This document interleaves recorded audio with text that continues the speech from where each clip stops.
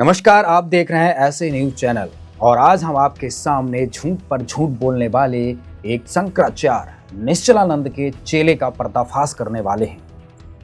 हाल ही में एक वीडियो सामने आया है जिसमें शिवांश द्विवेदी नाम के व्यक्ति ने संत रामपाल जी महाराज की पुस्तकों और उनके विचारों को लेकर गलत बयानबाजी की है। आज हम आपको उसके झूठ का पर्दाफाश करेंगे और सच्चाई से रूबरू कराएंगे। यहाँ पे हम अपने दर्शकों को एक विशेष बात और बताना चाहते हैं कि हमारी टीम ने इससे संपर्क करने की कोशिश की, क्योंकि काफ़ी टाइम से अपने YouTube चैनल पे लाइव आता है और संत रामपाल जी महाराज के बारे में अनाप शनाप और सारा झूठ बोलता है।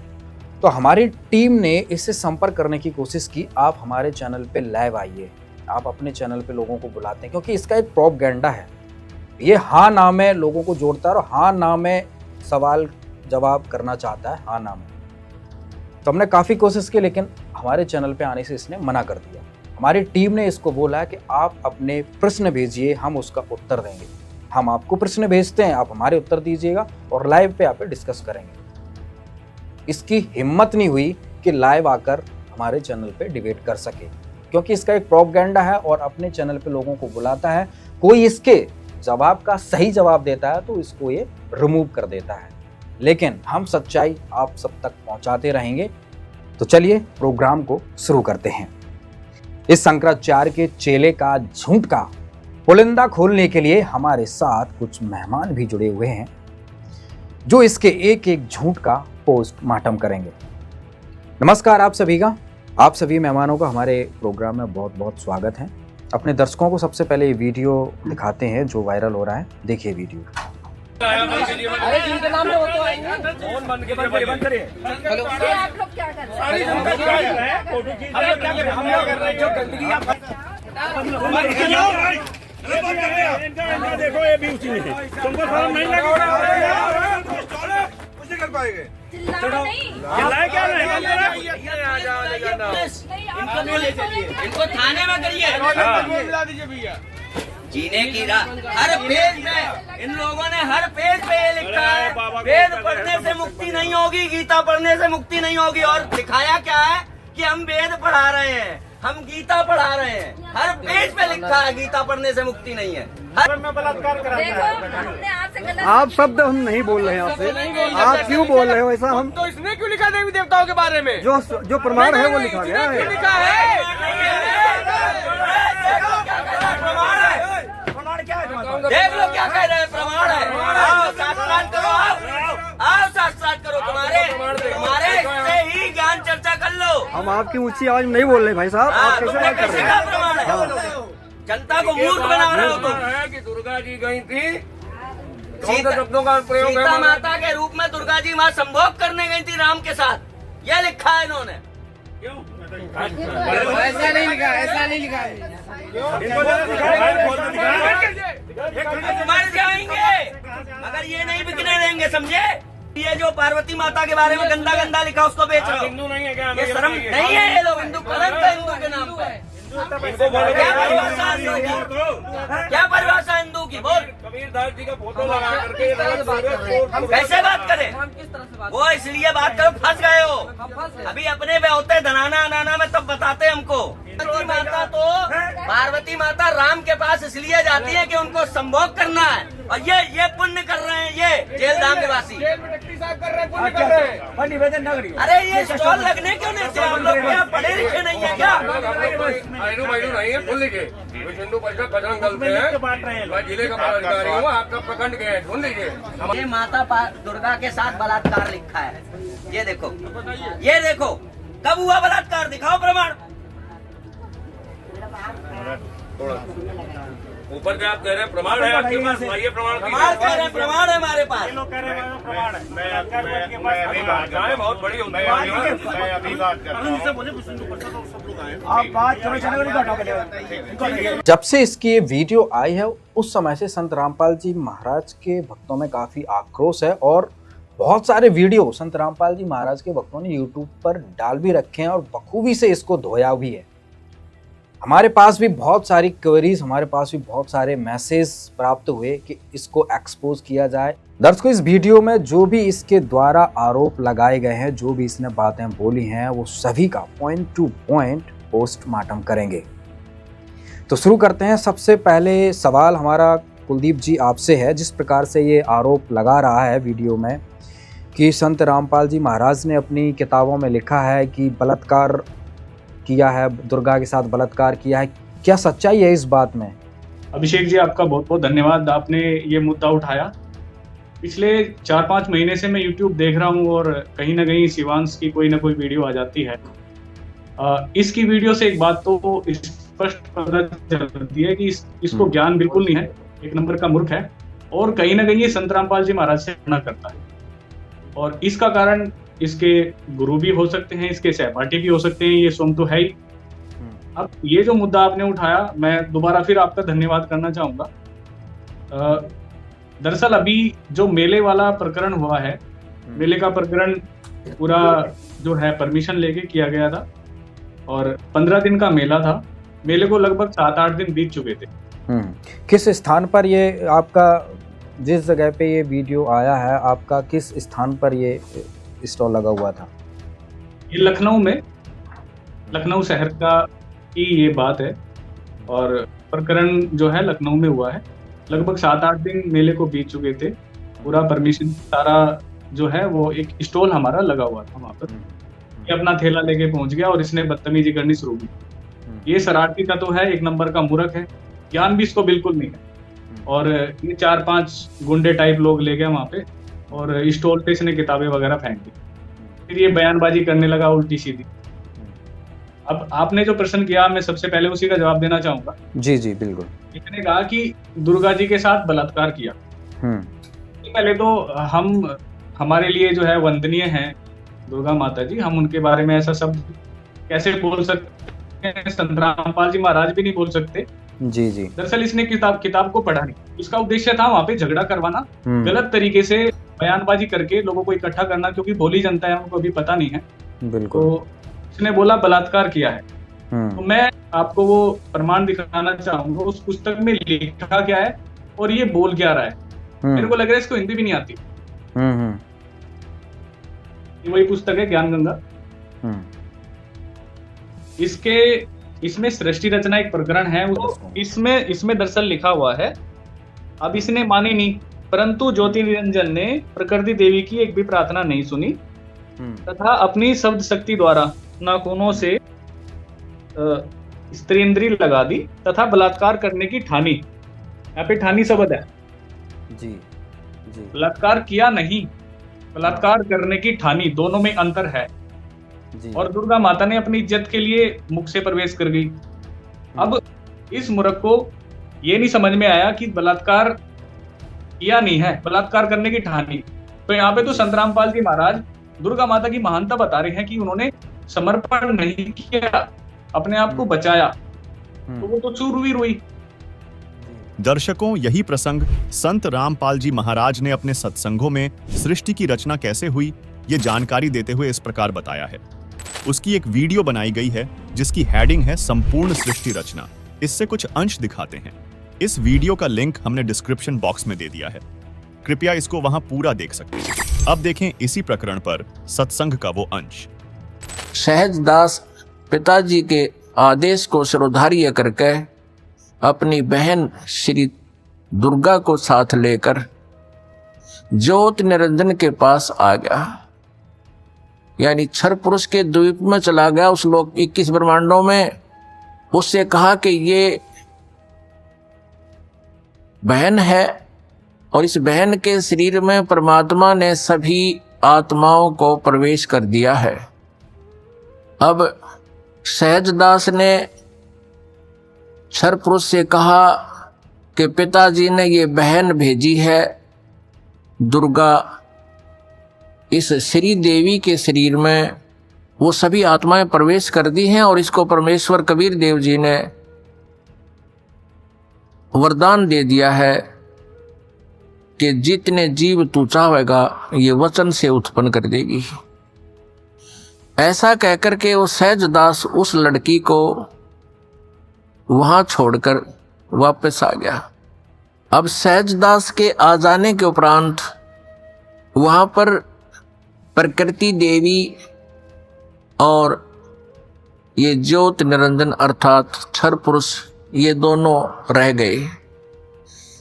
अब लड़की युवा होने के कारण उसका रूप रंग निखरा हुआ था। अब ज्योत निरंजन यानी क्षर पुरुष के मन में दोष उत्पन्न हो गया। अकेली युवा लड़की को देखकर उसने उस लड़की के साथ, दुर्गा के साथ, श्री देवी के साथ दुर्व्यवहार करना चाहा। तो प्रकृति देवी ने बार बार कहा कि ज्योत निरंजन तू ऐसा कर्म ना कर, मैं आपकी बहन हूं, आप मेरे बड़े भाई हो। आपकी उत्पत्ति परमेश्वर कबीर देव जी से सतपुरुष से अंडे से हुई, उसके बाद हमारी भी उत्पत्ति उसी परमेश्वर ने की। आप मेरे बड़े भाई हो, मैं आपकी छोटी बहन हूं, आप मेरे साथ ये जुल्म ना करो। बहुत विनय करी, लेकिन इस सर्वपुरुष में इतना काम वासना बढ़ गई, इतना रजोगुण प्रभावित हो गया कि इसने एक नहीं सुनी, ना कोई मान मर्यादा रखी और लड़की के साथ इसने बलात्कार करने की चेष्टा की। अभद्र तरीके से मुंह खोल रखा था। दुर्गा ने यानी प्रकृति देवी ने सूक्ष्म रूप बनाया, इसके मुंह में पेट में शरण ग्रहण की। वैसे तो कहीं भागे जान नहीं दे सकता था, पता था उसको। अपनी इज्जत रक्षा के लिए, अपने कौमार्य की रक्षा करने के लिए इसने पेट में शरण चली गई। उधर से आवाज लगाई कि हे परमात्मा मेरी रक्षा करो, मुझे बचाओ, मेरे पिताजी मुझे बचाओ। परमात्मा को पता था कि इनके साथ ऐसा होगा, क्योंकि हम परमात्मा परमेश्वर जी के बार बार मना करने पर भी हम इससे अपना मन नहीं हटा सके थे। परमेश्वर ने स्वयं अपने पुत्र जोगजीत का रूप धारण किया और वहां प्रकट हो गए। लड़की को, दुर्गा को उसके पेट से निकाला, शरीर से बाहर निकाला और कहा कि ज्योत निरंजन सुन ले आदेश परम पिता का, तूने इस अच्छे लोक में ऐसा जुल्म किया है, तू पहला व्यक्ति है। तूने यह बदनीयत की है इस लड़की के ऊपर आज, और तूने इसको अपने पेट में निगल लिया है, और तेरी जो क्रिया है यह भी एक बहुत अभद्र पुरुष की है, इसलिए तेरा नाम आज से काल होगा। तो काल नाम से जाना जाएगा और 1 लाख मानव शरीरधारी प्राणियों का नित आहार किया करेगा और 1.25 लाख उत्पन्न करेगा, यानी 25% एक्स्ट्रा तो उत्पन्न किया करेगा। दर्शकों, संत रामपाल जी महाराज ने सृष्टि रचना के इस प्रसंग में प्रकृति देवी को काल ब्रह्म के पेट से निकालने का जो वृतांत सूक्ष्म वेद से सुनाया है, इसका प्रमाण संक्षिप्त शिव पुराण गीता प्रेस गोरखपुर से प्रकाशित अध्याय 6 के पृष्ठ 120 और 121 पर भी मिलता है। ब्रह्मा जी अपने पुत्र नारद को कहते हैं कि जो मूर्ति रहित परम ब्रह्म है, यानी जो कभी किसी के सामने नहीं आता, वो भगवान सदाशिव हैं। अर्वाचीन और प्राचीन विद्वान उन्हीं को ईश्वर कहते हैं। उस समय एकाकी रहकर स्वेच्छानुसार विहार करने वाले उन सदाशिव ने अपने विग्रह से स्वयं ही एक स्वरूपभूता शक्ति की सृष्टि की, यानी उस सदाशिव के पेट से एक शक्ति निकली जो उनके श्रीअंग से कभी अलग होने वाली नहीं थी। उस पराशक्ति को प्रधान, गुणवती, माया, बुद्धि तत्व की जननी तथा विकार रहित बताया गया है। वह शक्ति अंबिका कही गई है। उसी को प्रकृति, सर्वेश्वरी, त्रिदेव जननी यानी ब्रह्मा विष्णु महेश की माता भी कहते हैं, नित्या और मूल कारण भी कहते हैं। सदाशिव द्वारा प्रकट की गई उस शक्ति की 8 भुजाएं हैं। दर्शकों, ये अष्टांगी अर्थात दुर्गा देवी है। और सदाशिव कौन है, ये देखिए पृष्ठ 121 पर। जो सदाशिव हैं वो अपने सारे अंगों पर भस्म रमाए रहते हैं। उन काल रूपी ब्रह्म ने, दर्शकों इस पर गौर कीजिए, ये काल रूपी ब्रह्म वही है जिसके पेट से परमात्मा ने प्रकृति देवी को निकाला था। इस काल रूपी ब्रह्म ने एक ही समय शक्ति के साथ शिवलोक नामक क्षेत्र का निर्माण किया था। यहां स्पष्ट है कि सदाशिव ही काल रूपी ब्रह्म है, जिसके पेट से प्रकृति देवी निकली। अगर इसकी बहन के साथ अगर कोई रेप करने की कोशिश करेगा तो क्या वो अपनी जी। इज्जत की रक्षा नहीं करेगी? और वो बिल्कुल। अपनी इज्जत की रक्षा करके अगर भाग गई वहां पे, फिर भी ये हाँ। उसको बोलेगा कि तू तो बदचलन है। बिल्कुल। ठीक है, वो तो सही सूरवीर बात। हो गई। तो बिल्कुल इतना सही भी बात। ज्ञान नहीं है उसमें पुस्तक में लिखा क्या है। हम्म, ठीक है, और इस तरह के लोग इन्होंने दरअसल एक एजेंडा बना लिया है कि संत रामपाल जी महाराज को बदनाम करना है, उनके शिष्यों को बदनाम करना है। अरे भाई, इस पुस्तक में ऐसा कुछ भी नहीं लिखा है। लगभग 3 कोर्ट में ये हाँ। पुस्तक 3 कोर्ट से फैसला आया हुआ है। इस पुस्तक में कुछ भी गलत नहीं लिखा है। जो भी लिखा है सदग्रंथों के आधार पे लिखा है। हम्म। मतलब जो प्रकरण आप बता रहे हैं उससे स्पष्ट हो रहा है कि जो दुर्गा जी हैं, माता दुर्गा जी हैं, उसके साथ में जो आप जिसको ब्रह्म बता रहे हैं, काल बता रहे हैं, उसने बलात्कार करने के लिए कोशिश की। मतलब उसके साथ जबरदस्ती की है। संबंध बनाने की कोशिश की, लेकिन किया नहीं ऐसा। या नहीं है, कोशिश की है उसने। और ये अभिषेक जी, 50 एक लोगों मिनट के लिए बीच टाइम में देता हूं। जी ये सिंपल सा वैसे ही है, मैं माफी चाहूंगा बीच में बोलने के लिए कुलदीप जी से भी। ये सिंपल जी, वैसे बताइए। ही है जैसे भस्मासुर नामक राक्षस की नीयत खराब थी, पार्वती जी के साथ जबरदस्ती करना चाहता था। जी अब यहाँ कसूर भस्मासुर का है या पार्वती जी का है? जी जी और बिल्कुल। जबरदस्ती को अगर कोई बलात्कार का नाम दे या बलात्कार साबित करना चाहे तो क्या वो साबित करने वाला व्यक्ति अपराधी है या पार्वती जी अपराधी? और क्या ये प्रकरण हमारे शास्त्रों में, हमारे ग्रंथों में इतना कितनी बार आया है? जैसे दुशासन का आया है, द्रौपदी को नंगी करना चाहा, बहुत सारे प्रकरण में जबरदस्ती करना चाहा। ये सिंपल वैसे ही तो है कि काल ब्रह्म ने दुर्गा जी के साथ जबरदस्ती करने की कोशिश की। अब कोशिश को बलात्कार साबित कर रहा है ये मूर्ख व्यक्ति। बोलिए कुलदीप जी। मैं एक बार बिल्कुल, सुनो। प्रकाश जी ने- हाँ जी, हाँ जी अभिषेक जी, वीरदास जी। हाँ जी वीरदास जी, बताइए आप। ये बलात्कार के बारे क्या में कहना मैं चाहते एक प्रकरण और सुनाता हूँ आपको। जी जी भविष्य पुराण के अंदर लिखा हुआ है, भाग 2 प्रतिसर्ग पर्व अध्याय 17 659 पेज पर श्लोक 67 से 76 तक भविष्य महापुराण में लिखा हुआ है। वहां पर क्या प्रकरण है कि जो सती अनसुईया थी, वो उनके पति तपस्या कर रहे थे, और जो सती अनसुईया थी वो जो थी वो अकेली थी। तो ब्रह्मा विष्णु महेश जो है तीनों वहां पर जाते हैं। और मैं थोड़ा पढ़ के सुना देता हूँ आपको, थोड़ा सा ये लगेगा कि जब ब्रह्मा विष्णु महेश वहां जाते हैं तो ऋषि ध्यान में मगन थे। तो वे सती अनसुईया के पास आए। रुद्र यानी शिव ने अपने हाथों से लिंग को पकड़ा हुआ था। विष्णु उसमें रसवर्धन कर रहे थे और ब्रह्मा अनसुईया को देख कामुक हो गए। तब तीनों देवता ने कहा कि हे सुंदरी, हमें रति क्रिया प्रदान करे, अन्यथा हमारे प्राण निकल जाएंगे। तो पतिव्रता अनसुईया ने कोई जवाब नहीं दिया। तो तीनों ने उनके साथ बलात् मैथुन करने का प्रयास किया। यानी तीनों ने बलात् मैथुन क्रिया करने का प्रयास किया अनसुईया के साथ में। तो आगे क्या हुआ? अब यहाँ पे बलात् शब्द आ रहा है। तो वो फिर आगे क्या हुआ? सती अनसुईया क्रोधित हो गई और उन्होंने जो है तीनों को श्राप दे दिया। श्राप क्या दिया कि तुम काम मोहित भविष्य में मेरे पुत्र हो गए। ठीक है, महादेव का लिंग, ब्रह्मा का सिर और विष्णु का चरण मनुष्यों के द्वारा पूजित है। तो अब इस मूर्ख से कोई पूछे, इस अंग्रेज से, अरे भाई तू एक बात बता, ये भविष्य पुराण में लिखा हुआ है तीनों देवताओं ने बलात्कार करने की कोशिश की सती अनसुईया के साथ में।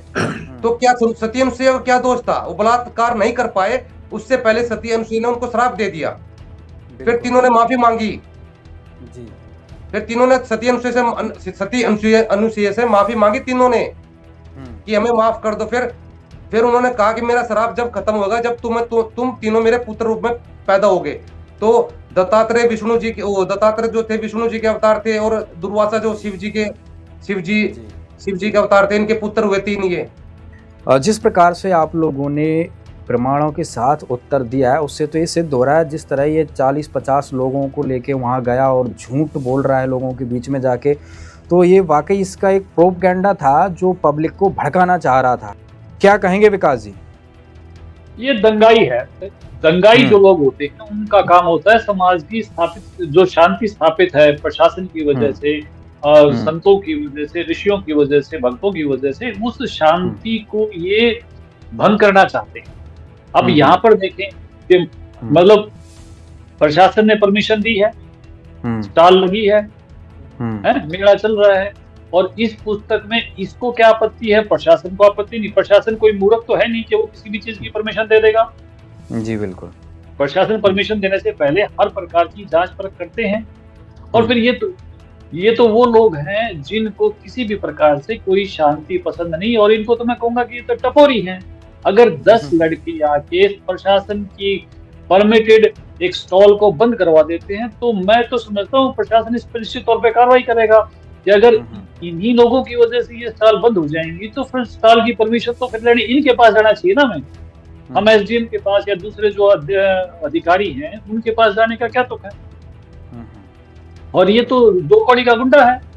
और ये तो शुक्र परमात्मा का, मैं बहुत धन्यवाद करूंगा उसको, कबीर परमात्मा का, कि वहां पर हमारी तरफ से ज्यादा संख्या में लोग नहीं थे। देखो वैसे संत रामपाल जी महाराज जी के शिष्य, चाहे करौथा कांड है चाहे बरवाड़ा कांड है, उन्होंने हमेशा शांति का परिचय दिया है। लेकिन फिर भी आप ये सोचें कि इसने तो कोई और कसर बाकी नहीं छोड़ी। एक बहन, मैं उनको भी हाथ जोड़ के प्रणाम करूंगा, उन बहन की कितनी नम्रता है, कितनी पोलाइटनेस है, उन्होंने कितने ढंग से, कितने अच्छे तरीके से इनको हैंडल किया, और इनको तो शर्म इस बात से भी नहीं आती। आप ये सोचें कि ये तो किसी भी प्रकार से अच्छे नागरिक की भूमिका में भी नहीं है। मान लीजिए कहीं भी इनको कोई आपत्ति है किसी तरह की, अगर मान लो मुझे आपसे कोई समस्या है तो मैं पुलिस को कॉल करूंगा या आपको धमकाने के लिए आ जाऊंगा। अगर मैं आपको धमकाने के लिए आ जाऊंगा, अपराधी ना हो गया ना। बिल्कुल। तो अगर कोई प्रॉब्लम है, किसी तरह की कोई शिकायत है, तो आप थाने में जाइए, वहां शिकायत कीजिए, या आप 112 पे डायल करें, पुलिस वहां आ जाएगी। उसके बाद जो भी कार्रवाई होगी वो उस तरीके से होगी या नहीं होगी। और इन्होंने सारी पुस्तकें फेंक दी और मतलब वहां ऐसे अश्लील और अभद्र शब्दों का इस्तेमाल किया, और उन झूठी बातों को जोर जोर से सिर्फ पब्लिक में इसलिए कहा गया ताकि पब्लिक भड़क जाए। अगर दंगा भड़क जाता और 150 लोग मर जाते तो कौन जिम्मेवार होता? सही बात है। तो मुझे तो ये 2 कौड़ी का गुंडा लगता है, इससे ज्यादा कुछ नहीं। अभिषेक जी, जी मैं थोड़ा जोड़ना चाहूंगा इस वीडियो में कि इन लोगों ने जो किताबें जलाई है, संत रामपाल जी महाराज जी की जो किताबें जलाई है, अब कोई इनसे पूछे कि हम भागवत गीता का पाठ करते हैं, ठीक है, कोई संतों की वाणी का पाठ करता है, तो सतगुरु रामपाल जी महाराज जी की जो किताबें हैं उनके अंदर कबीर साहिब की वाणी के रेफरेंस है, नानक देव जी की वाणी के रेफरेंस है, गरीबदास जी महाराज जी की वाणी के रेफरेंस है, हमारी भागवत गीता के रेफरेंस है, वेदों के रेफरेंस है, पुराणों के रेफरेंस है। यानी कि एक पवित्र किताबों को जलाया, यानी इन्होंने जो है उनके अंदर वाणियों को, यानी भागवत गीता के श्लोकों को जलाया इन लोगों ने, ठीक है। इन लोगों ने संतों की वाणी का अपमान किया है, इन लोगों ने जो है हिंदू धर्म की किताबों का अपमान किया है। इनके ऊपर जो है कार्रवाई होनी चाहिए, क्योंकि ये जो संत रामपाल जी महाराज जी किताब जो है ये कोई आम किताब नहीं है। हाँ जी। तो ये जो लोग हैं ये शरारती लोग हैं। और ये सुनो, ये कहता है मैं ज्ञान चर्चा करना चाहता हूँ। ज्ञान चर्चा का तरीका ये होता है? ज्ञान चर्चा, ये तो एक तरह का नालायक इंसान है। अरे भाई, ज्ञान चर्चा शांतिपूर्ण तरीके से होती है, बैठ के ज्ञान चर्चा कर ले। अगर तेरे कोई दिक्कत है, कोई आपत्ति है, ज्ञान चर्चा कर ले। डिबेट का चैनल चला रखा तो ज्ञान चर्चा कर। ये गुंडागर्दी कर रहा है कि किताबों को जला रहा है, उठा रहा है। अरे अगर तुझे कोई आपत्ति है तो तू कोर्ट के माध्यम से या सरकार के माध्यम से ये काम कर। जी बिल्कुल, नहीं बिल्कुल, वीडियो में स्पष्ट। एक मिनट के लिए 4 गुंडों को ले जाकर ये वहां पर बकवास करता है। ज्ञान, और ये क्या करता है, और मैं थोड़ी पोल खोलता हूँ उसकी। ये क्या करता है, इसने एक ग्रुप बना रखा है टेलीग्राम पे और लोगों को जोड़ रखा है, और वहां पे अपना स्कैनर भेजता है कि धर्म की रक्षा के लिए मुझे डोनेशन करो, पैसे भेजो। और उस डोनेशन का प्रयोग कहाँ करता है? इन गुंडों को लाने के लिए उस डोनेशन का प्रयोग करता है। इन गुंडों को खरीद के लाता है, डोनेशन का प्रयोग करता है। दिख रहा है वीडियो में गुंडेगर्दी इसकी दिख रही है, गुंडे ही दिखा रहा है। सारे गुंडे है वो, जो लोग तंबाकू खा रहे हैं, माँ बहन की गाली दे रहे हैं, गुंडे ही लोग है वो। बिल्कुल। इससे ज्ञान चर्चा का पहला नियम है शील और सत्य। बिल्कुल। जिस व्यक्ति में शील नहीं है और जो सत्य का पालन नहीं करता, वो ज्ञान चर्चा के लिए उपयुक्त व्यक्ति नहीं है।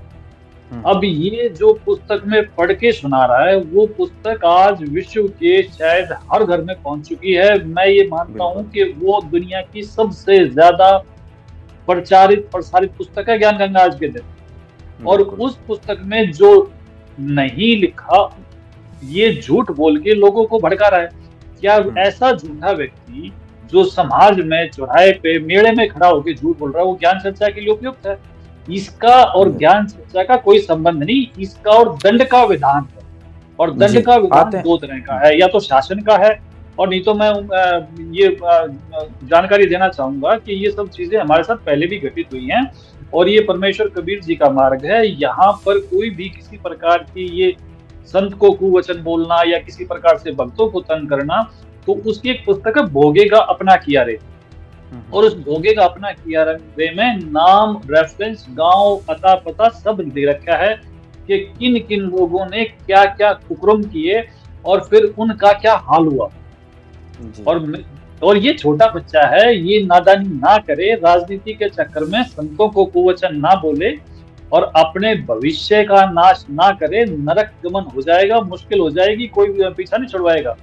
वो एक वाणी भी है, ऐसे सदगुरु की निंदा करे जब तोड़ेंगे होठ। जी आते हैं जी, आपके पास फिर से आते हैं। हमारा अगला सवाल आप कुलदीप जी आपसे है। जिस तरीके से वीडियो में अगला आरोप लगाता है और चीख कर वहाँ पर लोगों को भड़काने की कोशिश कर रहा है, जिसमें ये दावा करता है कि क्या पार्वती जी भेष बदलकर रामचंद्र जी के सामने संभोग करने के उद्देश्य से गई थी। पार्वती माता राम के पास इसलिए जाती है कि उनको संभोग करना है। अभिषेक जी, इसके दिमाग में गंदगी भरी हुई है तो गंदगी ही बाहर निकलेगी। ये बार बार वहीं पे चला जाता है जहाँ पे जाना नहीं चाहिए। ये पूरे दिन कपड़े तो ऐसे ही पहनता है, उस पे ओम ओम लिखा है और गले में माला इसने डाल रखी है, ठीक है। ये दिखाता तो अपने आप को धार्मिक है, लेकिन वो धार्मिक है नहीं, इसके जबान से गंदगी निकलती है। अब वो जो पॉइंट आपने बोला, उसका मैं वो पॉइंट आपको क्लियर करता हूँ। ये एक पुस्तक है संत रामपाल जी महाराज द्वारा लिखित गरिमा गीता की। इस पुस्तक में से उसने पढ़ा, वैसे तो घर ही पढ़ के आया होगा ये, ठीक है, ये तो उपद्रव करने के उद्देश्य से आया था ना। इसके प्रश्न नंबर 89 पे मैं आपको लेके चलता हूँ जी। यहाँ पे प्रकरण है, मैं थोड़ा सा पहले सुना देता हूँ वो मैटर क्या है, तभी वो समझ में आएगा। हाँ जी, हाँ जी, बिल्कुल। जब श्री रामचंद्र जी, विष्णु जी अवतार वनवास में थे, तो ऊपर से पार्वती जी ने देखा और शंकर जी से पूछा ये कौन है। ये बड़े दुखी दिखाई दे रहे हैं, रो भी रहे हैं, विलाप कर रहे हैं और मुझसे इनका दुख देखा नहीं जा रहा। शंकर जी ने कहा कि पार्वती जी आप चुप रहो, ये विष्णु जी अवतार हैं और इनकी पत्नी को कोई उठा के ले गया है, ये उनका पता जो है दर दर करके देख रहे हैं कि किधर मिल जाए जी। तो पार्वती जी बोली विष्णु जी अवतार और रो रहे हैं, ऐसा कैसे हो सकता है, मैं तो इनकी परीक्षा लूंगी कि ये विष्णु अवतार है या नहीं है। शंकर जी ने कहा पार्वती जी आप ऐसा मत करना, विष्णु जी मेरे बड़े भाई हैं, अगर आप मेरे बड़े भाई की पत्नी का रूप बना लोगे तो मेरी बड़ी भाभी हो जाओगी, मेरी माँ समान हो जाओगी, फिर मैं आपको पत्नी रूप में स्वीकार नहीं कर पाऊंगा, ये गलत काम बिल्कुल मत कर देना। मैं आपको ये चेतावनी देता हूँ, गलत हो जाएगा वो। पार्वती जी बोली ठीक है, नहीं करूंगी। सामने से तो बोल दिया शंकर जी, चले गए कहीं, वो पार्वती जी आ गई फिर सीता माता का रूप बना के कि कोई बात नहीं इतनी बड़ी। अब यहाँ पे संत रामपाल जी महाराज हमें ये समझाना चाहते हैं कि हमारी जो बुद्धि है ना, ये काल के वश है, ठीक है। पहले तो पता नहीं था रामचंद्र जी को कि कौन उठा के ले गया मेरी पत्नी को, और फिर सामने सीता जी रूप में बन के आई जो पार्वती जी, उनको पहचान लिया कि ये तो पार्वती जी आ गई। उन्होंने पहचान लिया कि आप पार्वती जी, आप शंकर जी को कैसे छोड़ के आ गए। तो वो जो प्रकरण है वो किस तरह से लिखा है और इसने कैसे पेश किया है, वो मैं आपको पढ़ के सुना देता हूँ जी। यहाँ पे पार्वती जी कह रही है, प्रश्न नंबर 89 पे मैं पढ़ रहा हूँ जी। बिल्कुल। इनको आप भगवान कह रहे हो। भगवान शिव बोले पार्वती आप नहीं जानती, यह भगवान विष्णु के अवतार रामचंद्र जी हैं, इनकी पत्नी को कोई उठा के ले गया है, इसलिए विलाप कर रहे हैं, तलाश कर रहे हैं। उमा बोली भगवान कभी रोते हैं क्या, मैं तो इनकी परीक्षा लूंगी। परीक्षा शब्द लिखा है, तब इसको प्रणाम करूं। भगवान शिव बोले परीक्षा मत लेना, ठीक है। उमा ने उपरले मन से कहा कि अच्छा परीक्षा नहीं लूंगी, परंतु शिव जी के दूर जाते ही छिपकर सीता माता का रूप बनाकर यह सोचकर कि मुझे सीता जानकर प्यार व संतोष करेगा, ठीक है, और श्री रामचंद्र जी के सामने आ गई। अब ये इस पे संतोष शब्द पे बहुत ज्यादा कूद रहा है कि प्यार व संतोष करेगा। संतोष का मतलब है कि किसी चीज को पाके संतोष हो जाना, संतुष्टि कर लेना कि हाँ भाई मुझे कोई चीज मिल गई। मान लो मुझे प्यास लगी हुई है, ठीक है, मैं जैसे मुझे बड़ी प्यास लगी है और जैसे मैं पानी पी लूंगा तो मुझे संतुष्टि हो जाएगी, हाँ भाई मैंने पानी पिया है। एक अन्य उदाहरण से समझते हैं, जैसे माता है, उसके 2 बच्चे स्कूल से आए, जैसे वो खाना खा लेते हैं उसको संतोष हो जाता है, हाँ मेरे दोनों बच्चों ने खाना खा लिया, ठीक है। अन्य बहुत सारे ऐसे उदाहरण है संतोष के। अब ये हिंदी की बात इतना भी नहीं समझेगा तो कहते मूर्ख है। इसने, क्योंकि इसके दिमाग में गंदगी भरी है, इसने उस संतोष को सेक्सुअल सेटिस्फैक्शन के इक्वल कर दिया, ठीक है, क्योंकि दिमाग में गंदगी भरी है।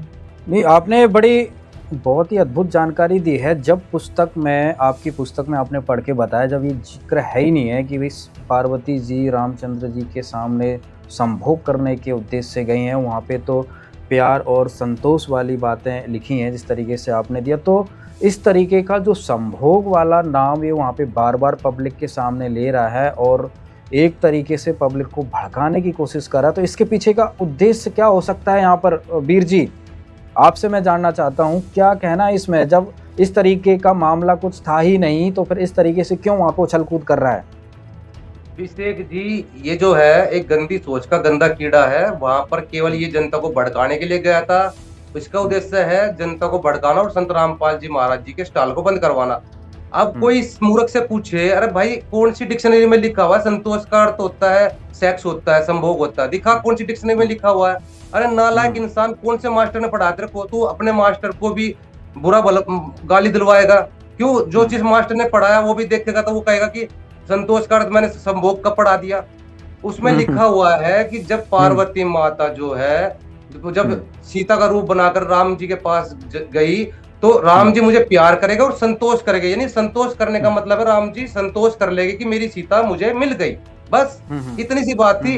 लेकिन इस गंदी सोच के गंदे कीड़े ने क्या सोचा कि वो संतोष यानी संतुष्ट करना। अब संतुष्ट करने का मतलब भी ये नहीं होता कि भी संभोग होता है। हाँ, अगर यहाँ वहां ये लिखा होता फिजिकली यानी शारीरिक रूप से संतुष्ट करना, एक अलग अलग अलग वे में लिखा होता कि भाई वो शारीरिक रूप से संतुष्ट करेंगे या कुछ और करेंगे तो अलग मान सकते थे। लेकिन संतुष्ट करने का मतलब ये नहीं होता कि वो संभोगी करेंगे। तो ये एक गंदी सोच का गंदा कीड़ा है, इसके दिमाग में गंद भरा हुआ है और इससे ज्यादा कुछ नहीं है।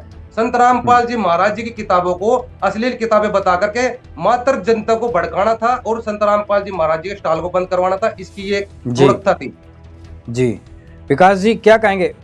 दरअसल अभिषेक जी क्या है कि ये राक्षस प्रवृत्ति का व्यक्ति है, इसका भगवान से, आस्तिकता से, इंसानियत से कोई लेना देना नहीं है। यहाँ तो ये पार्वती माता का भी जबरदस्ती, यहाँ ये सदगुरु रामपाल जी महाराज जी का अपमान नहीं कर रहा, यहाँ ये पार्वती माता का अपमान कर रहा है, यहाँ ये विष्णु रूप में आए श्री राम जी का अपमान कर रहा है। ये बातें किसी भी पुत्र को अपनी माँ के बारे में कहते हुए लाख बार सोचना चाहिए, शर्माना चाहिए, उसको डूब मरना चाहिए। अगर तुम्हें झूठ भी बोलनी है, अपनी दुकान भी चलानी है, तो कम से कम अपनी माता की नीयत पे तो शक ना करो। पार्वती हमारी माता है ना, पार्वती इसकी भी माता है और इसने अपनी माता को बदनाम कर दिया मात्र इसलिए ताकि इनकी दुकान चल सके। और अभिषेक जी, इन पंडों का मामला जो है ना, ये 600 साल से यूं ही चल रहा है। पहले कबीर जी 600 साल पहले आए और उन्होंने कबीर जी ने इनकी बखियां उधेड़ दी। क्या वेद, क्या पुराण ज्ञान जानते हो, कबीर जी की महिमा कहने के लिए तो शब्द ही नहीं है। तो इन पंडों ने क्या किया, वहां भी अपनी दुकान चलाने के लिए कबीर जी पर झूठे मन गढ़ंत आरोप लगाए और ऐसे ऐसे इन्होंने आरोप लगाए जिसका ये एक एग्जाम्पल है। और ये एग्जाम्पल आप खुद देखो, इसने अपनी माँ की नीयत पे शक कर लिया सिर्फ इसलिए कि सतगुरु रामपाल जी महाराज जी को बदनाम कर सके। और ऐसे ही उस समय में पंडे करते थे कबीर जी को बदनाम करने के लिए। लेकिन आज डिजिटल जमाना है, लोग पढ़े लिखे हैं, कबीर परमात्मा की दया से सब पुस्तकें आज ऑनलाइन है और इसी कारण ये धंधा नहीं भड़क सका। अगर ये 600 साल पहले की स्थिति होती तो एक ऐसा महाभारत खड़ा हो जाता जिसमें पार्वती माँ को बदनाम करने और विष्णु जी की नीयत पे उंगली उठाने के जुर्म में पता नहीं कितने लोग मारे जाते हैं। और ये तो बहुत घिनौना पाप है, लेकिन ये परमात्मा की दया से ये आज नहीं चल सकता। इन पंडों का समय जा चुका है। इन्होंने उस जनता को बहुत मूर्ख बनाया जब जनता अनपढ़ थी। आज जनता पढ़ी लिखी है। और सबसे बड़ी बात, संत रामपाल जी का सत्संग 10-12 चैनल्स पे आता है और करोड़ों लोग उनके शिष्य हैं। और आज संत रामपाल जी के बारे में हर व्यक्ति ये जानता है कि संत रामपाल जी का ज्ञान सत्य और प्रमाणिक है। और इन सब कारणों से वहां पर झगड़ा नहीं हुआ, मात्र ये उस स्टॉल को ही बंद करा पाया, जो इसका उद्देश्य तो काफी बड़ा था, लेकिन परमात्मा के कारण ये अपनी चाल में सक्षम नहीं रहा। अब आप खुद देखो, ये जो वीडियो वायरल हुई है, इस वीडियो में ज्ञान गंगा पुस्तक है। अब ये वायरल हुई है, लोगों ने ज्ञान गंगा को खोल के देखा है। 1 मिनट में पूरी दुनिया इसको ये देख रही है कि ये व्यक्ति झूठा है और इसकी नीयत इतनी ज्यादा खराब है। और इस वीडियो के कारण ये सजा का अधिकारी भी है और सामाजिक बहिष्कार का भी अधिकारी हो चुका है। आज हर व्यक्ति के मन में इस व्यक्ति के प्रति घृणा उत्पन्न हो चुकी है। जी, बहुत ही अच्छे से आपने हमारे इस सवाल का उत्तर दिया। उम्मीद है जो दर्शक हमारे देख रहे हैं, इस मूर्ख व्यक्ति जो शंकराचार्य का चेला है, शिवांश द्विवेदी, हालांकि इसकी वीडियो से प्रतीत होता है कि ये महामूर्ख ही है, जिसमें बोलने की अक्ल ना हो, बात करने का लहजा ना हो, वो किस प्रकार से एक भक्त कहलाया जा सकता है।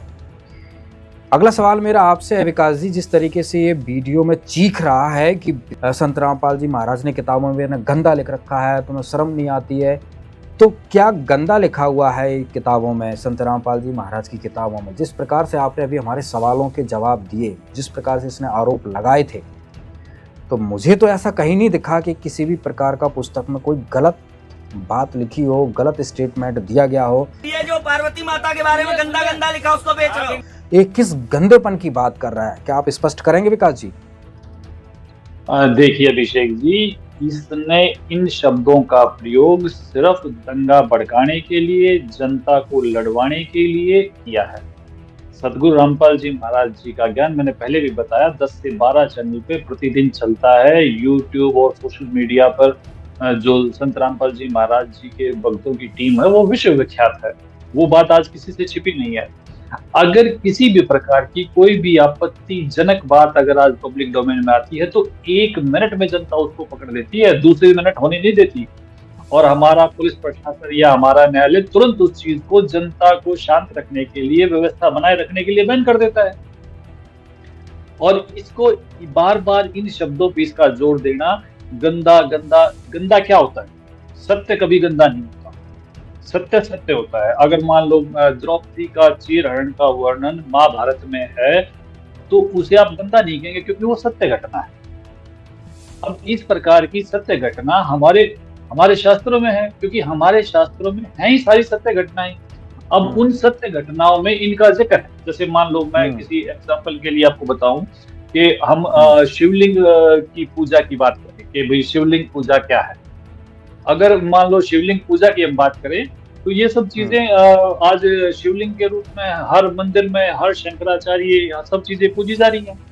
अब शिवलिंग पूजा क्या है कि शिव पुराण के कोटि रुद्र संहिता प्रश्न नंबर 25 से 28 पर लिंग रूप कारण वर्णन नामक 12वें अध्याय के श्लोक नंबर 1 से 54 में बताया गया है कि श्री व्यास जी के शिष्य श्री सूत जी से ऋषियों ने प्रश्न किया कि हे सूत जी, शिवलिंग की पूजा के विषय में जैसा आपने सुना है वैसा बताओ।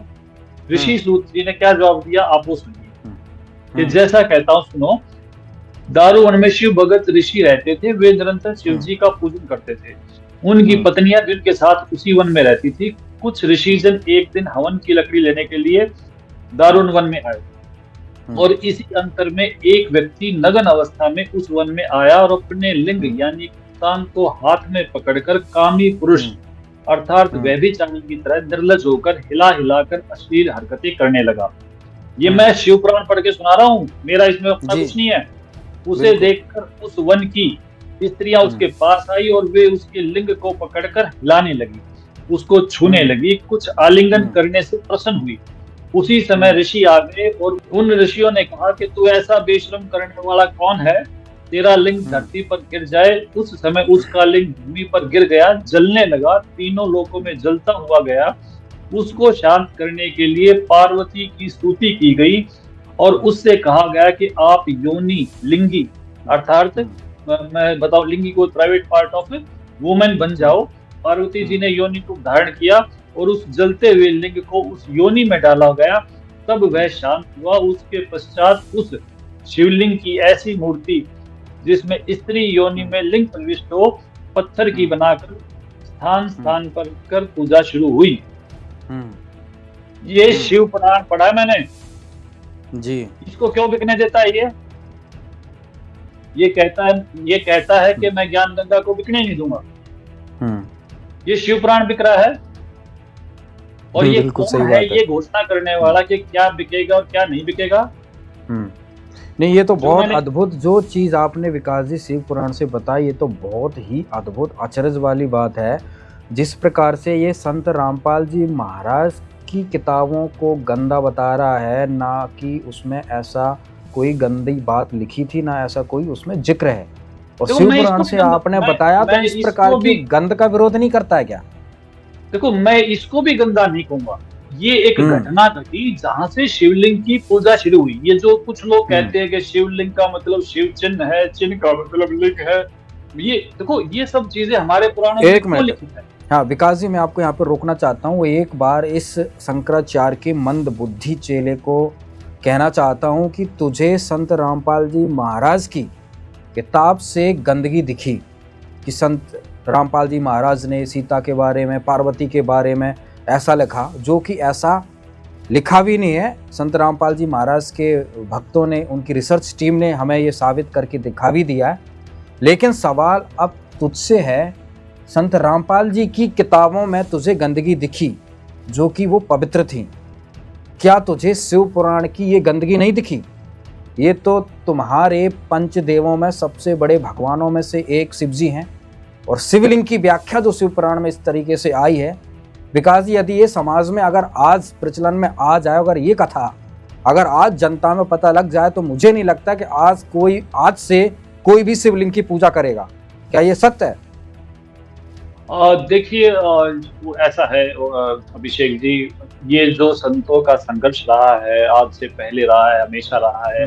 चाहे उसमें आदरणीय पूजनीय कबीर परमेश्वर जी हैं, आदरणीय गरीबदास जी हैं, नानक जी हैं, ये संतों का संघर्ष इन पंडों के साथ ऐसे ही रहा है। संतों ने हमेशा उस व्यवस्था को नकार दिया है जो गलत है, और इन पंडों ने हमेशा उस व्यवस्था को स्थापित किया है जिससे इनकी दुकानदारी चले। तो आपको क्या लगता है, ये जो शिवलिंग की पूजा है ये मात्र दुकानदारी के लिए है?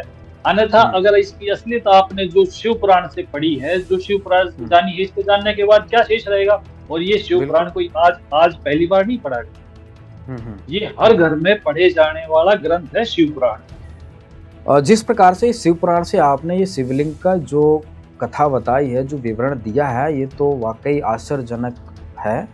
और मुझे लगता है कि इसको सुनकर, देखकर हर हिंदू शर्मिंदा होगा।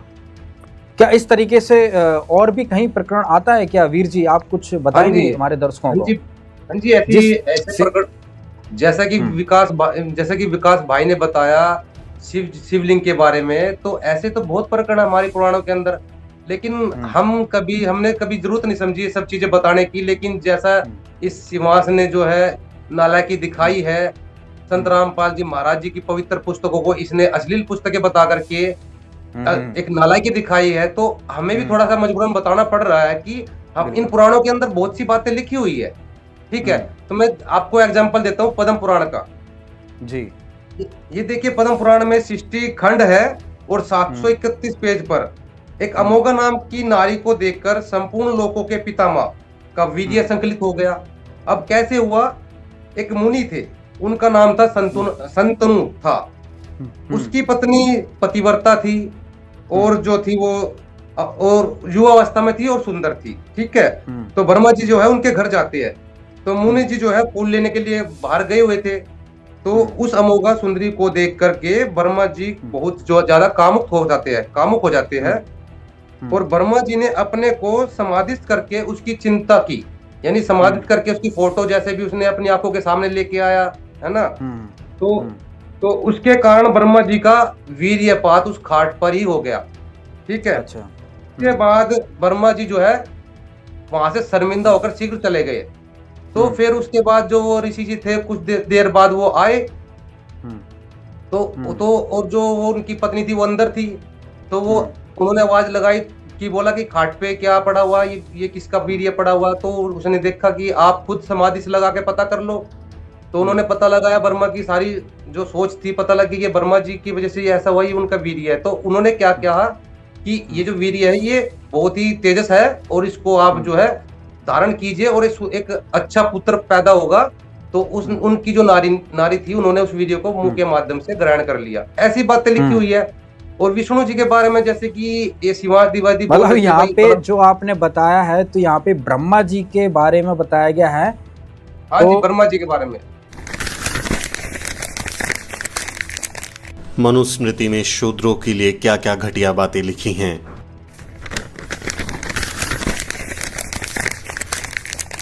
मानवता के कल्याण के लिए परम सृष्टिकर्ता ब्रह्मा ने अपने मुख से ब्राह्मणों को जन्म दिया, क्षत्रियों को अपनी भुजाओं से, वैश्यों को अपनी जांघों से और शूद्रों को अपने पैरों से पैदा किया। प्रजापति ब्रह्मा का अपनी ही पुत्री के प्रति आकर्षित होना और उसके साथ संभोग करना अन्य सभी देवताओं की नजरों में अपराध था। सभी ने मिलकर पापों का सर्वनाश करने वाले शिव से आग्रह किया कि ब्रह्मा ने अपनी पुत्री के लिए यौनाकांक्षाएं रखी, जो कि एक बद्धा पाप है। ब्रह्मा को उनके किए का फल मिलना ही चाहिए। क्रोध में आकर शिव ने उनके 5वें सिर को उनके धज्जी टियाच से अलग कर दिया था। जी, तो यहाँ से क्या लगता है कि ब्रह्मा जी ये भगवान हैं? क्या पूर्ण ब्रह्म है? जिस तरीके से जिस तरीके से इन देवताओं के देखो हम हमारे लिए आदरणीय रिस्पेक्टेड है और हम इनके मंत्रों का जाप भी करते हैं। ठीक है। तो देखिए, लेकिन जो इनके जो चरित्र है उनको भी बताना पड़ेगा। जैसे अब तो क्या ये चरित्र जो आपने अभी बताया, विकास जी ने शिव पुराण से बताया, आपने पद्म पुराण से बताया, तो क्या ये इसने शंकराचार्य के चेले ने ये नहीं पढ़े हैं? जो संत रामपाल जी महाराज की किताबों पे आपत्ति कर रहा है, क्या अपने हिंदू धर्म के इन पुराणों पर आपत्ति नहीं हुई? देखिए, मैं बार-बार बता चुका हूँ, ये जो बंदा है ये गंदी सोच का गंदा कीड़ा है। इसको संत रामपाल जी महाराज जी की जो किताब में संतोष शब्द लिखा हुआ है वो संतोष भी इसको जो है संभोग दिखाई देता है, लेकिन इन ब्रह्मा जी का ये नहीं दिखा। भरी हुई है। हाँ जी, इन पुराणों के अंदर जो अश्लीलता भरी हुई है, जो संभोग क्रिया लिखी हुई है, वो इसको चमत्कार दिखाई देते हैं। तो इसका काम है, अपना काम बनता बाढ़ में जाए जनता। ठीक है। तो ये जो बंदा है ये अपना इनका शुरू से ही रहा है अपना धंधा चमकाना। ठीक है, अपना धंधा चलना। दर्शकों, ये शिवांश द्विवेदी जैसे कर्मकांडी ब्राह्मण ब्रह्मा जी के वंशज है। ब्रह्मा जी के क्रिया कर्म तो आपने देख लिए किस तरह के है। अब ऐसे ब्राह्मणों के बारे में वेद व्यास जी ने पुराणों में क्या बताया है, देखिए प्रमाण। सौभाग्य आपको ये अमृत ज्ञान सुनने को और देखने को मिल रहा है। ये छठा स्कंद संक्षिप्त देवी भागवत 414 पृष्ठ पे जन्मेजय ने पूछा, महाभाग किस युग में कैसा धर्म का स्वरूप है, इस संपूर्ण विषय को विशेष रूप से बताने की कृपा कीजिए। व्यास जी बोले, राजन, यह निश्चय है कि सतयुग में ब्राह्मण वेद के पूर्ण विद्वान थे। देखिए, व्यास जी कह रहे हैं कि सतयुग में ब्राह्मण वेद के पूर्ण विद्वान थे और उनके द्वारा निरंतर भगवती जगदम्बा यानी देवी का दुर्गा की आराधना होती थी। भगवती का दर्शन करने के लिए उनका मन सदा ललायित रहता था। प्रत्येक गांव में शक्ति का मंदिर उद्घाटन हो, इस विषय की उनके मन में बड़ी उत्सुकता रहती थी। देवी की पूजा करा करते, वेद के विद्वान है तेरा गजब है। अरे नो कह, ये सतयुग में ये मंदिर का लठी कटवाए नकली ब्राह्मणा ने, ये काम बिगाड़ रखा सारा। अपने स्वार्थ बस अपने चेले बिठा दिए, उन्हें पूजा लागी, इनकी मौज माच की। प्रत्येक गांव में शक्ति का मंदिर हो।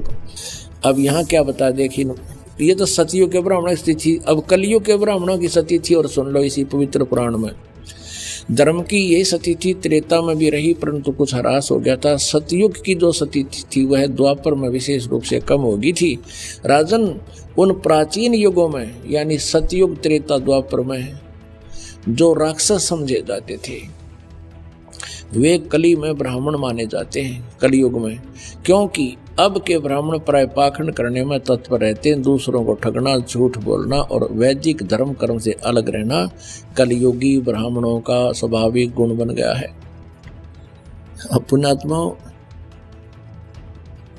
परमेश्वर ने 600 वर्ष पहले कहा था, वेद पढ़े पर भेद न जाने, ये बाँचे पुराण 18, और पत्थर को ये पत्ते खुआवे, भूल गए सिरजनहारा। वेद पढ़े भेद नहीं जाने, और ये बाँचे पुराण 18, और क्या कहेगा पता नहीं, लेकिन पुराणों में क्या लिखा हुआ है, ब्रह्मा जी अजरो अमर है, सर्वेश्वर है, महेश्वर है, इनकी कोई माता पिता नहीं, यही समृद्ध शक्ति है, और ये जन्मते मरते नहीं।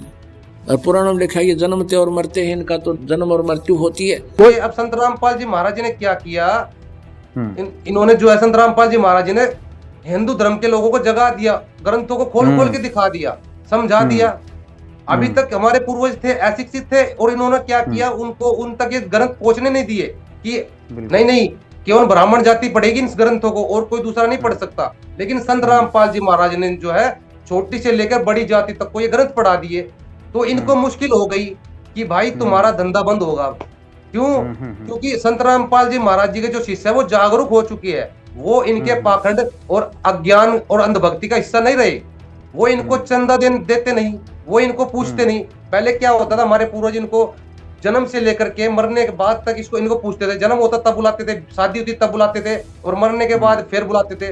लेकिन संत रामपाल जी महाराज जी के शिष्य ना तो इनको जन्म में बुलाते, शादी भी रामायणी आश्रम में होने लगी है, ठीक है, ना जब इनको पूछते, ठीक है, ना इनको मरने के पर्यंत पूछते, क्योंकि भूत पितर संत रामपाल जी महाराज के शिष्य से पूछते नहीं, क्योंकि हमारी गीता मना करती है, ठीक है, ये सब चीजें हमारी गीता में लिखा हुआ है, मना कर रही है हमारी गीता।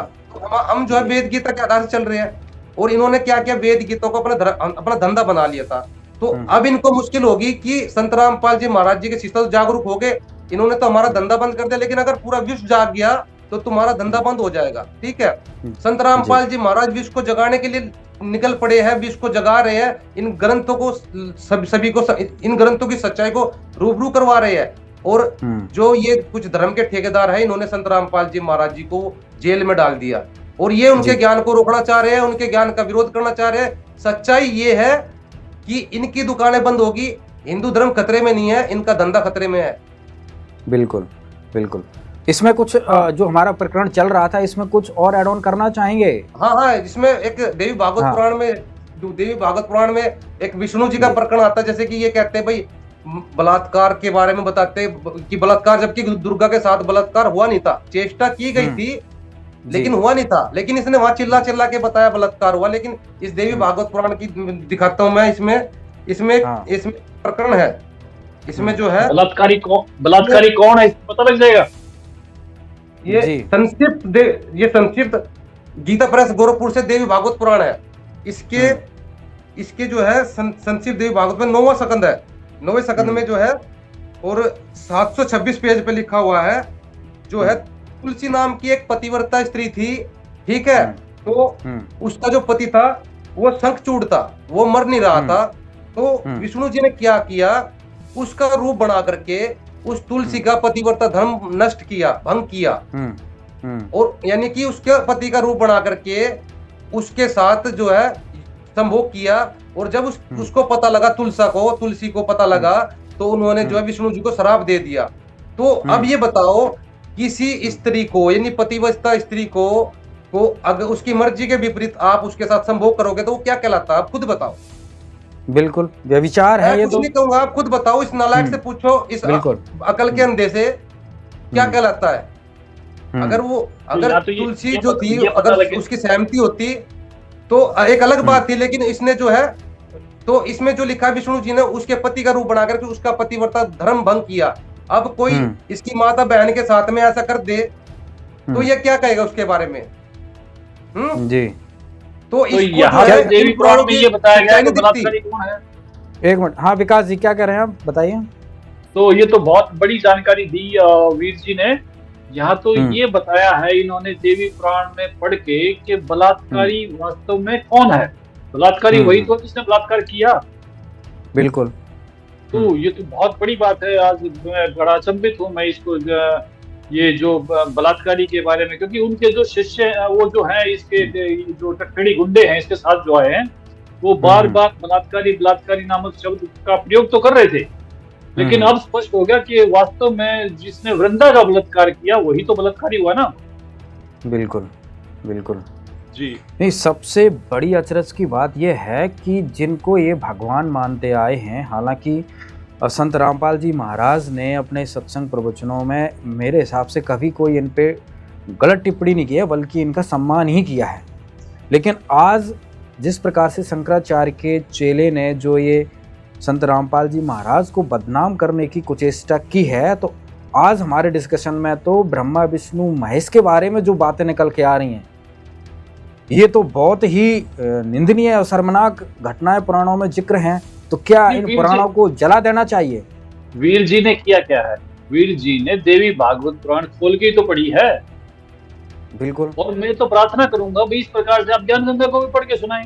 आप एक यूट्यूब चैनल जो भी आपका है, आप इस तरीके से जिस तरीके से पूरा प्रकरण देखो, आप उसमें से कुछ लाइन ना पढ़े, जैसे वीर जी ने पूरा प्रकरण आपको बताया है, पूरा प्रकरण पढ़ के सुनाया है, इस तरीके से आप ज्ञान गंगा को पूरा प्रकरण पढ़ के सुनाए ना, और उसमें ये भी बताएं कि ये जो प्रकरण लिखा गया है इसको कहाँ कहाँ से प्रमाणित किया गया है। इसे पूज्य कबीर परमेश्वर जी की वाणी से प्रमाणित किया गया है, इसे आदरणीय गिरिदास साहिब जी की, अमर ग्रंथ साहिब जी की वाणी से प्रमाणित किया गया है, वो वाणी लिखी गई है, इसे नानक साहिब जी की वाणी से प्रमाणित किया गया है, वैसे ही तो प्रमाणित किया गया है ना। बिल्कुल बिल्कुल। और ये तो हमारे जी एक मोहिनी का प्रकरण भी जी। हाँ जी, बताइए प्रकरण भी बता दीजिए आप। एक मोहिनी रूप लिया था विष्णु जी ने, क्योंकि विष्णु जी की बात चल रही तो मुझे वो भी ध्यान आया। तो मोहिनी रूप लिया था विष्णु जी ने जब अमृत कलश का कुछ बंटवारा था अमृत का, और वो देवताओं का राक्षसों का झगड़ा था आपस में, तो उस रूप को लेके शंकर जी उस वक्त काफी उत्सुक थे कि भाई वो रूप आपका कैसा था और मैं उसको जानना चाहता हूँ। तो श्रीमद जो भागवत हमारा है, सबसे बड़ा ग्रंथ है भागवत पुराण, तो उसमें अष्टम स्कंद में इसको बहुत अच्छे तरीके से बताया गया है। मैं चाहता हूँ कि इसका नाम तो शिवांश है, लेकिन ये शिव का अंश है, इस पे मुझे संदेह है, क्योंकि शिव का अंश तो हनुमान जी थे ना, और हनुमान जी जो थे शिव का अंश, तो शिव ने अपना वीर्य अंजनी माई के कान में स्थापित कर दिया था। शायद ये चीज आपने शायद सुनी भी होगी, या मेरे को दोबारा से बताना ही पड़ेगा। ये शिवांश थे हनुमान जी, और हनुमान जी जो शिवांश थे, तो क्या हुआ था कि एक बार अत्यंत अद्भुत लीला करने वाले तथा सर्वगुण संपन्न, ये शिव पुराण से पढ़ा जा रहा है जी, क्योंकि शिवांश की बात आ गई तो मेरे को एकदम एक बार अत्यंत अद्भुत लीला करने वाले सर्वगुण संपन्न उन भगवान शिव ने विष्णु के मोहिनी रूप को देखा। उस मोहिनी रूप को देखते ही काम बाण से आहत भांति शंभु ने अपने को विशुद्ध कर दिया, और उन ईश्वर ने श्री राम के कार्य के लिए अपने तेज का उत्सर्ग कर दिया। तेज का उत्सर्ग कर दिया। शिव जी के मन की प्रेरणा से प्रेरित हुए सप्त ऋषियों ने उनके तेज को राम कार्य के लिए आदर पूर्वक पत्ते पर स्थापित कर दिया। तत्पश्चात उन महर्षियों ने शंभु के उस तेज को श्री राम के कार्य के लिए गौतम की कन्या अंजनी के कान के माध्यम से स्थापित कर दिया। समय आने पर वह शंभु तेज महान बल पराक्रम वाला वानर शरीर वाला होकर हनुमान नाम से प्रकट हुआ। ये आपको शिवपुराण श्री शिवपुराण पढ़ के बताया गया है जी। तो ये है शिवांश। वो जो मोहिनी रूप की बात कर रहे थे, तो वो भागवत पुराण के अष्टम स्कंद में है कि मोहिनी वस्त्रहीन तो पहले ही हो चुकी थी। जो मोहिनी रूप था विष्णु जी का, वो वस्त्रहीन तो पहले ही हो चुका था। शंकर जी अपनी ओर आते देख वो बहुत लज्जित हो गई और एक दूसरे से वक्ष की आड़ लेकर छिपकर हंसने लगती, परंतु कहीं भी ठहरती ना थी। भगवान शंकर की इंद्रियां अपने वश में नहीं रही। ये श्रीमद् भागवत पुराण पढ़ा जा रहा है अष्टम स्कंद, इसमें मेरा अपना कुछ नहीं है। वे कामवश हो गए, अतः हथनी के पीछे हाथी की तरह उनके पीछे पीछे दौड़ने लगे। उन्होंने अत्यंत वेग से उसका पीछा करके पीछे से उसका जूड़ा पकड़ लिया मोहिनी का, और उसकी इच्छा न होने पर भी इसको बलात् शब्द भी कह सकते हैं आप, उसे दोनों भुजाओं में भरकर हृदय से लगा लिया। जैसे हाथी हथनी का आलिंगन करता है वैसे ही भगवान शंकर ने उसका आलिंगन किया। वह इधर उधर खिसक कर छुड़ाने की चेष्टा करने लगी। इसी छीना झपटी में उसके सिर के बाल बिखर गए। इसी छीना झपटी में बल का प्रयोग हो रहा है जी। वास्तव में सुंदरी भगवान की रची हुई माया ही थी। इससे उसने किसी प्रकार शंकर जी के भुजापात से अपने आप को छुड़ा लिया। बड़े वेग से भागी, नहीं भागती तो क्या हो जाता। भगवान शंकर भी उस मोहिनी वेशधारी अद्भुत भगवान विष्णु के पीछे पीछे दौड़ने लगे। वेशधारी विष्णु के पीछे पीछे दौड़ने लगे। उस समय ऐसा जान पड़ता था मानो उनके शत्रु कामदेव ने उन पर विजय प्राप्त कर ली है। कामुक हथनी के पीछे दौड़ने वाले मदोन्मत्त हाथी के समान वे मोहिनी के पीछे पीछे दौड़ रहे थे। यद्यपि भगवान शंकर का वीर्य अमोघ है, फिर भी मोहिनी की माया से वह संखलित हो गया। अब तो कोई शब्द ही नहीं है, निशब्द कर दिया। हजारों वर्षों से चली आ रही, बिल्कुल बेची जा रही हैं, बिल्कुल आज समाज में है और हर हिंदू के घर में ये पुराण वर्षों से रखे हुए होते हैं, लेकिन तो लोग पढ़े नहीं होते। शिवांश के घर में भी तो होंगी ना किताबें ये। बिल्कुल बिल्कुल बिल्कुल बाप दादा पढ़ते होंगे ये पुस्तकें। ये तो वही बात होगी। देसी भाषा में कहावत है, छाछ तो बोले बोला छाल नहीं बोले, जिसमें 72 छेद। हाँ सही बात है। मतलब अपने छालने के 72 छेद इनको दिखाई नहीं देते। बिल्कुल। और संत रामपाल हम भी अपने दर्शकों से भी जी हम भी अपने दर्शकों से कहना चाहते हैं, हमारा कोई ब्रह्मा विष्णु महेश को अपमानित करने का कोई उद्देश्य नहीं है। हमारी मजबूरी थी सच्चाई को दिखाना और हम सच्चाई आपको दिखा रहे हैं। शिवांश द्विवेदी जो शंकराचार्य के चेले हैं, इन्होंने तो कसम खा रखी है कि हम झूठ बताएंगे, लेकिन हमारा फर्ज बनता है कि हम आपको सत्य दिखाएं, और वो सत्य जो कपोल कल्पित नहीं, मन व्याख्यित नहीं, बल्कि पुराणों से प्रमाणित, गीता से प्रमाणित, वेदों से प्रमाणित। अभी तक जो भी बातें की गई वो सभी प्रमाणित की जा रही हैं। आपको एक एक पुराणों से, वेदों से, गीता से प्रमाण दिखाए जा रहे हैं, जो कि आपके लिए पूर्णतः सत्य होने चाहिए। और शिवांश द्विवेदी जी से तो यही कहेंगे कि आप इस तरीके से हरकतें ना करें, क्योंकि इसमें नुकसान आपका ही है। जिनको आप पंचदेव मानते हैं, ब्रह्मा विष्णु महेश देवी गणेश को, और आप उनको ही सर्वज्ञ मानते हैं, उनको ही निराकार परमात्मा मानते हैं, तो आपके पंचदेवों की हालत पुराणों ने बता दी है जी। तो इसमें ना अभिषेक जी एक ब्रह्म पुराण है, काफी आदरणीय पुराण है, और उसका अध्याय 72 है। तो मैं संस्कृत में नहीं जाना चाहूंगा, उसका अर्थ पढ़ दूंगा। तो इसमें बहुत ही मतलब एकदम मैं क्या कहूँ कि शायद मेरे लिए पढ़ना मुश्किल हो जाएगा, आपके लिए सुनना मुश्किल हो जाएगा। इसका अर्थ लिखा है कि कुब्जा अपने घर पर रात को सो रही थी। श्री कृष्ण जी वहां पहुंच गए और धीरे से उन्हें जगाया, और उन्होंने उसकी सोती हुई दासी को नहीं जगाया। श्री कृष्ण ने उनसे कहा कि निद्रा त्याग दो, मेरे साथ संभोग करो। ये ब्रह्मवैवर्त पुराण में लिखा हुआ है। ब्रह्मवैवर्त पुराण अध्याय 72 का है ये। हे सुंदरी, तुम पूर्व जन्म की रावण की बहन शूर्पणखा हो, और प्रिय तुमने पूर्व जन्म में मेरे राम अवतार के समय मेरे लिए बड़ी तपस्या की थी। अब तुम मेरे साथ सुख पूर्वक संभोग करो और मेरे लोक को प्राप्त करो। यह कहकर कृष्ण ने उसे अपनी छाती से चिपटा लिया, और उन्होंने उस कामुकी को नंगा कर लिया। ये ब्रह्मवैवर्त पुराण पढ़ा जा रहा है। और संभोग करने लगे तथा उसे चूमने लगे। वह श्री कृष्ण के साथ नए विषय भोग में लज्जी हो गई। लक्ष्मी के समान वे उसे चूमने और संभोग करने लगे, क्योंकि दोनों ही विषय भोग की विद्या में पूर्ण चतुर थे। अतः दोनों के विषय में विषय भोग का अंत ही न आता। हे नारद, वहां नाना प्रकार से संभोग क्रिया की गई।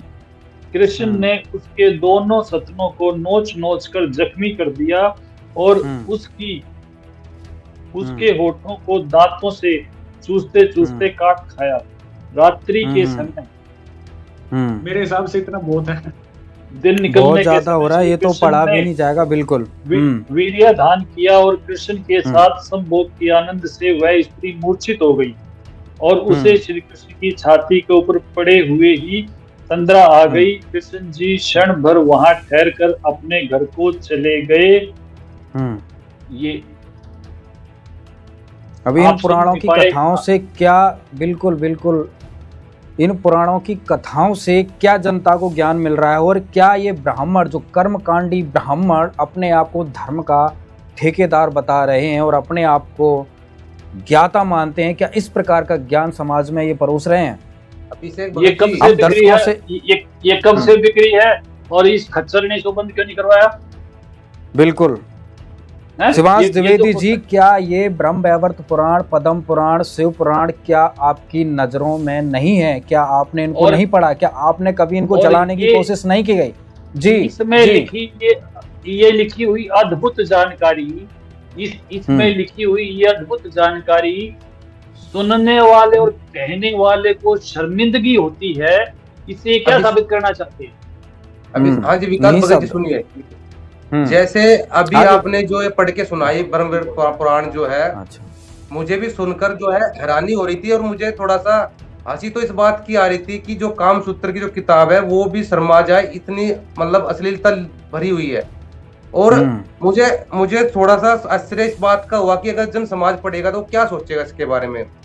और हैरानी की बात और सुनिए, इनको बोलने वाले भी ये ऋषि महर्षि थे, जो विद्वान पंडित थे, जो विद्वान ऋषि महर्षि पंडित थे, वो कथा सुनाते थे एक दूसरे को, और लिखने वाले भी यही थे। ठीक है, लेकिन अब ये जो लोग है, जो श्रोता है, वो हमें बुरा कहेंगे क्योंकि हम पढ़ के सुना रहे हैं। विशेषतः ये प्रमाण शिवांश द्विवेदी जी को जरूर रेफरेंस में भेजे जाएंगे और जरूर आपको शिवांश द्विवेदी जी जरूर देखना है। हमारे चैनल के माध्यम से दिखाए जा रहे हैं। क्या आप ये ज्ञान अपने चैनल के माध्यम से अपने पंचदेवों के गुणगान में, प्रशंसा में, महानता में, क्या ये ज्ञान आप सुना सकते हैं? अब हम अगले सवाल की ओर चलते हैं। दर्शकों, हमारा जो प्रकरण है, हमारा जो कार्यक्रम है वो ज़्यादा लंबा ना हो, इसलिए हम अंत की तरफ भी अब बढ़ रहे हैं। अभिषेक जी, मैं यहाँ पे एक बात और ऐड करना चाहता हूँ। विकास जी ने और वीर जी ने बहुत सारे प्रकरण दिखाए, ठीक है, कि विष्णु जी ने संबंध बनाए, ब्रह्मा जी ने भी संबंध बनाए, बहुत सारी चीजें दिखाई। ये पूर्ण परमेश्वर की स्थिति नहीं है, ये तीनों देवों की स्थिति है, ठीक है, वो हमें दिखाई दे रही है। पूर्ण परमात्मा क्या होता है ये हमें वेदों से पता चलेगा। यजुर्वेद अध्याय 40 के मंत्र नंबर 8 में बताया गया है, स परियागात अश्नाविरम शुक्रम अकायम परिभूषंभु। वो परमात्मा नाड़ी तंत्र रहित उसका शरीर है, शुक्रम अकायम है वो, यानी कि वीर्य से बनी 5 भौतिक तत्व रहित उसका शरीर है। उसके शरीर में न चमड़ा है, न रक्त है, न हड्डी है, न शुक्र है। एक नूर तत्व से बना हुआ उसका शरीर है, एक तत्व से बना हुआ सिर्फ उसका, उस परमात्मा का शरीर है। ऐसा पूर्ण ब्रह्म परमात्मा है, ऐसा यजुर्वेद बताते हैं। ये जितना सारा प्रकरण हमने बहुत देर से सुना है, सुना भी नहीं जा रहा था वैसे तो, लेकिन अब हमें बात करनी है पूर्ण परमात्मा की। पूर्ण परमात्मा कैसा है? पूर्ण परमात्मा ऐसा है, ऐसा वेद बताते हैं। ये होती है पूर्ण परमात्मा की स्थिति। और वो कौन है? वो कबीर साहिब जी हैं। वो सहशरीर पृथ्वी पर आए और सहशरीर चले गए। उनकी कोई पत्नी नहीं थी, उनके कोई पुत्र नहीं थे, उनकी कोई गृहस्थी नहीं थी, लेकिन जो कमाल और कमाली बच्चे थे उन्होंने लिए हुए थे, एक तरह से जिसको गोद लेना ऐसे कहते हैं, उन्होंने पाले वो अपने साथ में। वो शुक्रम अकायम परमात्मा है, वो है असली पूर्ण ब्रह्म परमात्मा, परम अक्षर ब्रह्म। दर्शकों, इस विषय में कबीर परमात्मा ने स्वयं गोरखनाथ से ज्ञान चर्चा में अपनी पहचान बताई थी। देखिए प्रमाण। अवधू अवगत से चल आया, अवधूत हे गोरखनाथ, मैं अवगत से चला आया, जिसके बारे में कोई नहीं जानता। तेरा ब्रह्मा जानता, ना तेरा शंकर जानता, ना विष्णु जानता। अवधू अवगत से चल आया, मेरा कोई भेद मर्म ना पाया। ना मेरा जन्म ना गर्भ बसेरा, बालक बन दिखलाया। काशी नगर जल कमल पर डेरा, तहाँ जुलाहे न पाया। मात पिता मेरे कछु नाही, ना मेरे घर दासी। जुल्ला का सुत आण कहाया, जगत करो मेरी हासी। मात पिता मेरे कछु नाही, ना मेरे घर दासी। ये जुल्ला का सुत आण कहाया, जगत करे मेरी हासी। ये 5 तत्वों का धड़ना मेरा, जानू ज्ञान अपारा।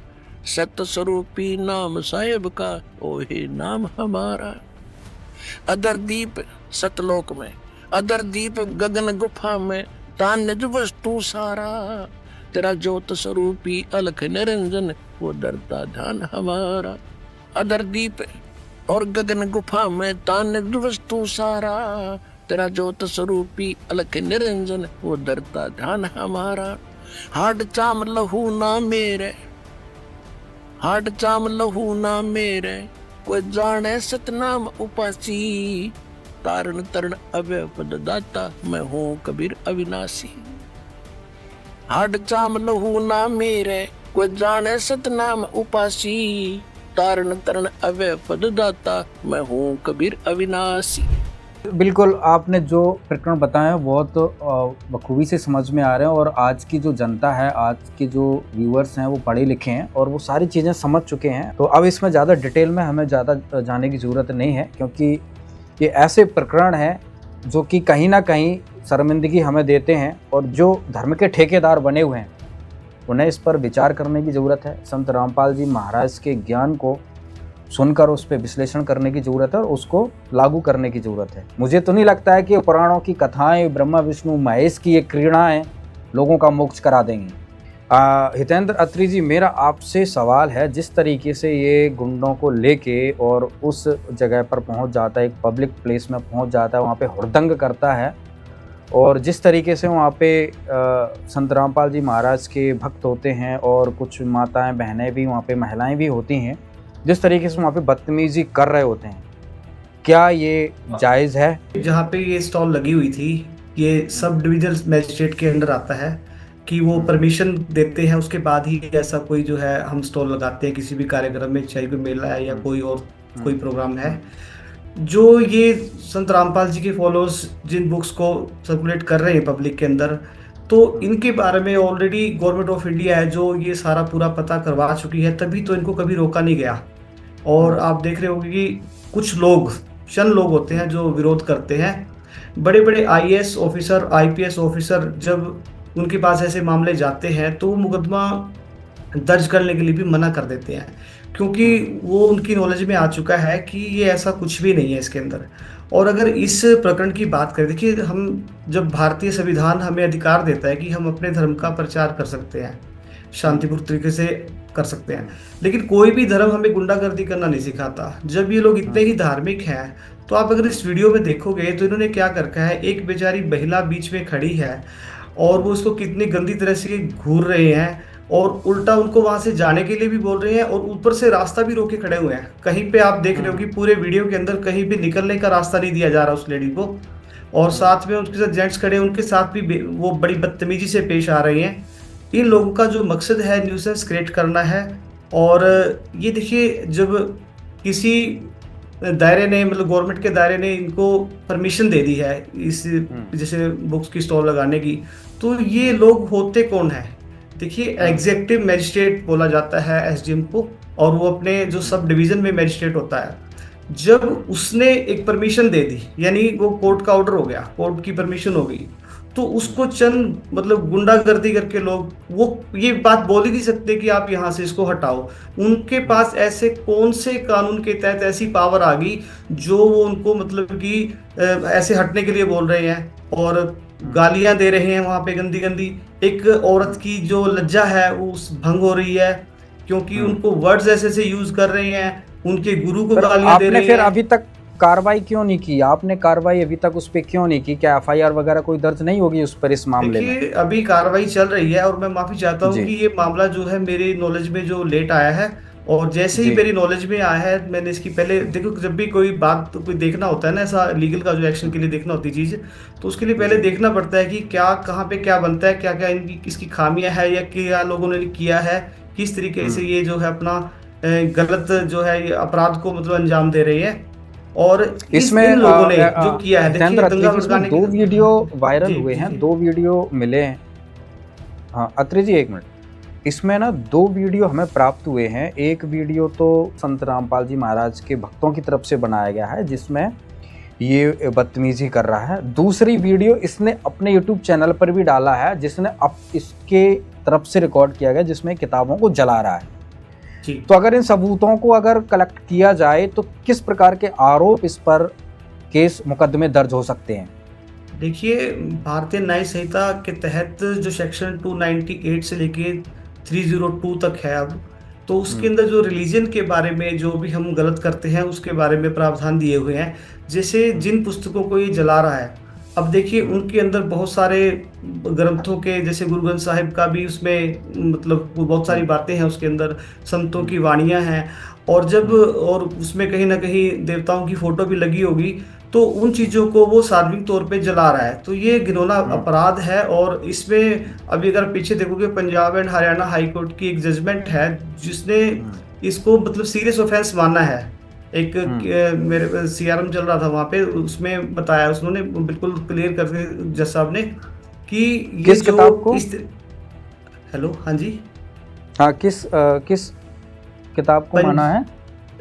किताब को नहीं, जो रिलीजन के रिगार्डिंग जो ऑफेंस होते हैं, जैसे जो जी लोगों की धार्मिक भावनाओं को भी ठेस पहुंचाई है, और उन जो संतों की वाणी है, ग्रंथों की वाणी जो उन किताबों में मौजूद थी उनको जलाया है, तो वो एक सीरियस ऑफेंस माना है जो Punjab and Haryana high court ने भी जजमेंट है मेरे पास पढ़ी है, 38 पेज की जजमेंट है, और उसमें बड़े मतलब ब्रीफली उन्होंने मतलब इसको डिफाइन किया है इस चीज को।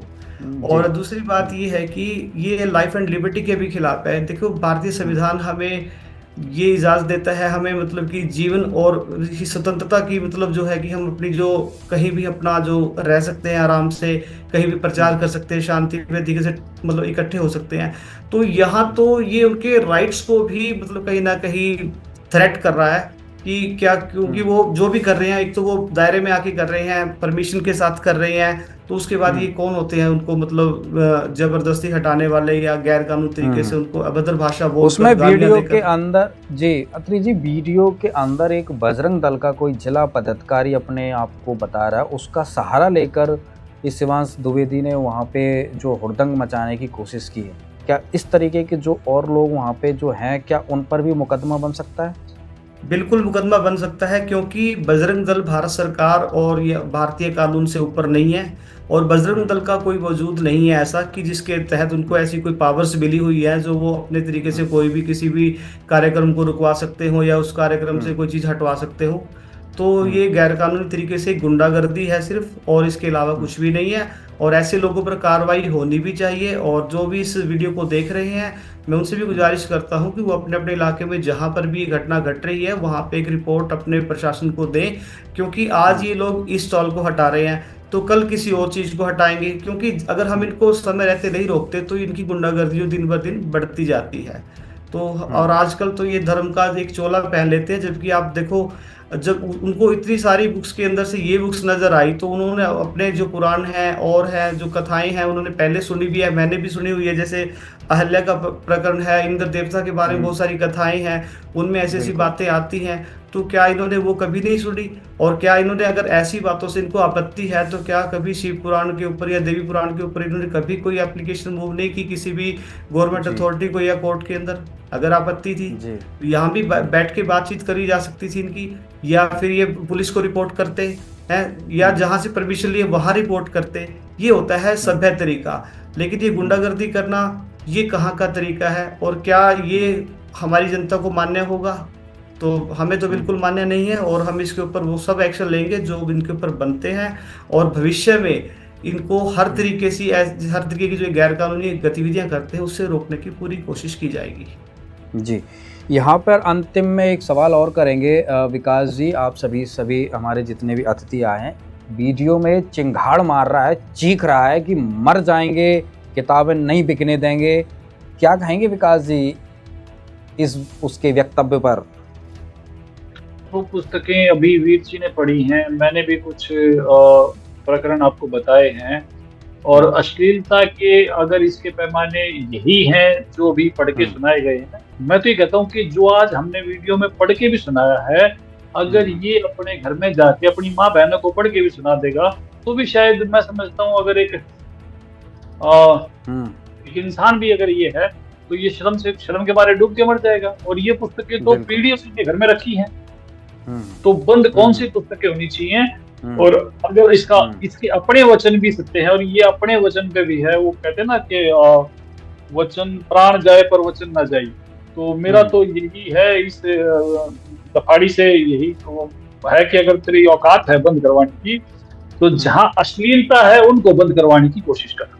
अभिषेक जी, आपने अभी जो कहा कि इसको बुलाया था और ये नहीं आया, तो पंडों की इतनी औकात कबीर ज्ञान के सामने 600 साल पहले भी नहीं थी और आज भी नहीं है। बस पंडों को इस बात का हृदय घात हो जाता है जब उनसे अन्य कोई वेद, गीता, पुराण को पढ़ता है। ये इनके धंधे को ठप होने की, इनकी दुकानदारी को बंद होने की नौबत आ चुकी है। चारों शंकराचार्यों को आदर के साथ सदगुरु रामपाल जी महाराज जी ने आमंत्रित किया था कि आप आइए, आप अपना ज्ञान बताइए, हम अपना ज्ञान जनता के सामने बताएंगे। दो बार 2009 और 2012 में 2 बार इनको आमंत्रित किया जा चुका है शंकराचार्यों को। अब आप खुद सोचे कि चारों शंकराचार्यों को एक ही मंच पर बुलाया गया और आके अपने ज्ञान को टीवी चैनल के माध्यम से जनता को बताने के लिए कहा गया, और चारों में से एक भी नहीं आया। क्यों नहीं आया? क्योंकि ज्ञान नहीं, अज्ञान है। पूजा तो करते हैं शिव के लिंग की है, और सामने कैसे ठहरेंगे कबीर ज्ञान के? अभी तो इन्हें ये भी नहीं पता कि शिव के लिंग की पूजा करनी है या शिव के मंत्र की साधना करनी है।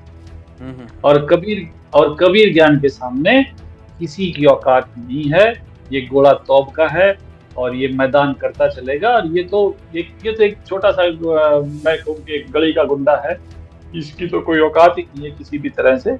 और ये जो हरकतें कर रहा है वो तो शंकराचार्य के लिए भी शर्म की बात है कि कैसे कैसे नीच व्यक्तियों को उन्होंने अपना शिष्य बना रखा है।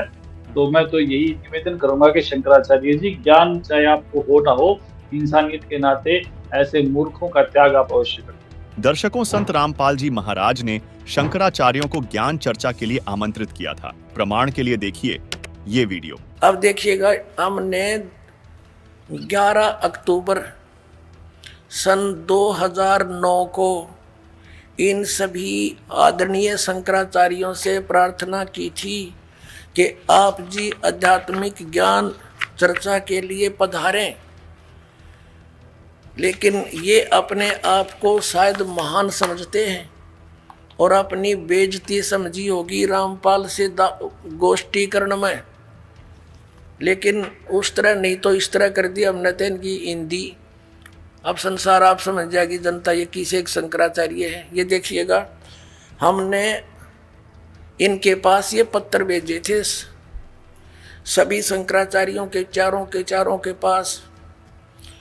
हमारा उद्देश्य प्रार्थना पत्र है, हमारा उद्देश्य विश्व मैत्री, समाज सुधार, आत्म उद्धार, भ्रमित जिज्ञासुओं को शास्त्र अनुसार निर्णायक सद्भक्ति पद्धति प्रदान करना, आध्यात्मिक ज्ञान चर्चा। सभी हिंदू धर्म के माननीय शीर्ष शंकराचार्यों व अन्य सभी आदरणीय आचार्यों से हार्दिक प्रार्थना है कि वे सतलोक आश्रम बरवाला, जिला हिसार, हरियाणा, भारत में एकत्र होकर आध्यात्मिक ज्ञान चर्चा करें ताकि भ्रमित भक्त समाज को सही दिशा मिल सके। उसके लिए हमने यहाँ से इनके पास प्रार्थना भेजी थी और इन्होंने सिग्नेचर दिए हैं। KS नारायण, एडमिनिस्ट्रेटर, श्री श्रृंगेरी मठ एंड प्रॉपर्टीज श्रृंगेरी, इतने।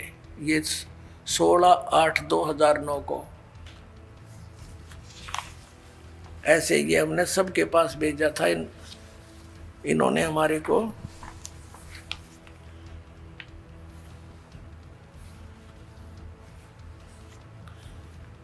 ये पत्र प्राप्त किया। प्रेमचंद्र उपाध्याय, प्रबंधक, ज्योतिष मठ, ज्योतिष आचार्य, ज्योतिष मठ, उसको। तो इस तरह हमने बाई हैंड ले जाके, बाई रजिस्ट्री करवा के, और वो दिन रखा था और 2 चैनलों के माध्यम से करना था। देखिएगा, इन्हीं पत्रों में है ये, इन्हीं पत्रों में ये है, यहाँ पर लिखा है।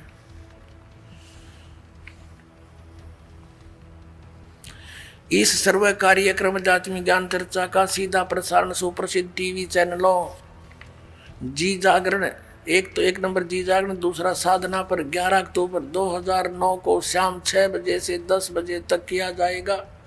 लेकिन ये नहीं आए। यहाँ पूरा प्रोग्राम इसी आश्रम में हुआ था। जी वीर जी, क्या संत रामपाल जी महाराज का ज्ञान इन बरसाती मेढकों के बंद करवाने से बंद हो जाएगा? क्या कहेंगे आप? देखो जी, कबीर साहब की वाणी है, और ज्ञान सो ज्ञानड़ी, कबीर ज्ञान सो ज्ञान, जैसे गोला तोप का अब करता चले मैदान। तो ये तो सतगुरु रामपाल जी महाराज जी का जो ज्ञान है, कबीर ज्ञान गोला तोप का है, ये रुकने वाला नहीं है। 600 साल पहले इसको कबीर साहब ने शुरू किया था, लेकिन उस समय समाज जो था अशिक्षित था, अनपढ़ था। इस वजह से थोड़ा सा लेट हो गया है ये परमात्मा का मिशन। लेकिन आज जो है पढ़ा लिखा समाज है, आज सब समझ रहा है वो कि कौन सच है और कौन झूठ है। ठीक है, वो सब जानता है कि सच्चाई क्या है। तो ये जो शिवांश द्विवेदी है, अपने चैनल पे जब ये लाइव आता है, तो इसके जो चैनल पे है ना, ज्यादातर ट्रैफिक अपने भक्तों का ही होता है। इसके 2-4 रूमू जुम्मू से होते हैं, वो 2-4 वही हर बार इसके पास आते हैं। कोई इसके साथ नहीं है, सबको पता है ये पूरी बकवास करता चैनल के ऊपर। कोई इसके पास प्रमाण नहीं है, कोई सच नहीं है, हुआ भाई बकता है, किसी को कोई सॉल्यूशन नहीं देता। तो इसका एक चैनल, एक डेड चैनल है, बस खास कुछ अपने भगत है वो इसके चैनल को देख लेते हैं, बाकी कोई इसके चैनल को नहीं देखता। और ये कुछ 2-4 गुंडों को ला करके जो ये सोचता है कि संत रामपाल जी महाराज जी की एक स्टॉल को बंद करवा के ये सोचता है कि संत रामपाल जी महाराज के ज्ञान को बंद करवा देगा। तो संत रामपाल जी महाराज जी ने संत रामपाल जी महाराज जी ने तो कहा है कि ये जो ज्ञान है, ये जो इस ज्ञान के सामने आएगा वो अंधा गधा होगा। जो इस ज्ञान को रोकने का प्रयास करेगा वो अंधा गधा होगा। जैसे एक अंधा गधा रेल की पटड़ी पे खड़ा हो जाता है और उधर से रेलगाड़ी आ रही होती है, और वो अंधा गधा सोचता है कि कोई मुझे डिस्टर्ब करने आ रहा है, आने दे और मारूंगा लात खींच के। तो जब वो रेलगाड़ी नजदीक आती है तो अंधा गधा लात मारता है और रेलगाड़ी उठा के एक साइड पटक देती है। तो संत रामपाल जी महाराज जी का जो ज्ञान है, ये एक रेलगाड़ी है, जो भी इसको रोकने का प्रयास करेगा वो अंधा गधा होगा। और सबसे बड़ी बात, जो सतगुरु रामपाल जी महाराज जो ज्ञान है, ये जो किताबें है सतगुरु रामपाल जी महाराज जी की, ज्ञान गंगा और भी किताबें हैं, कोर्ट तक जा चुकी है और वहां से पास होकर आ चुकी है। और न जाने कितनी इनके ऊपर न जाने कितनी FIR हो चुकी है। लेकिन ये किताब जो है सब हर जगह से क्लीन चिट लेकर के वापस आ चुकी है। तो मैं सभी अपने भक्तों से ये कहना चाहूंगा, मतलब मैं सभी अपने भगत भाइयों से ये कहना चाहूंगा कि भाई इस किताब को आप निर्भय होके इसका प्रचार कीजिए। इस किताब के अंदर एक एक बात प्रमाणित है, एक एक बात का प्रमाण संत रामपाल जी महाराज ने दिया है। आपको घबराने की जरूरत नहीं है।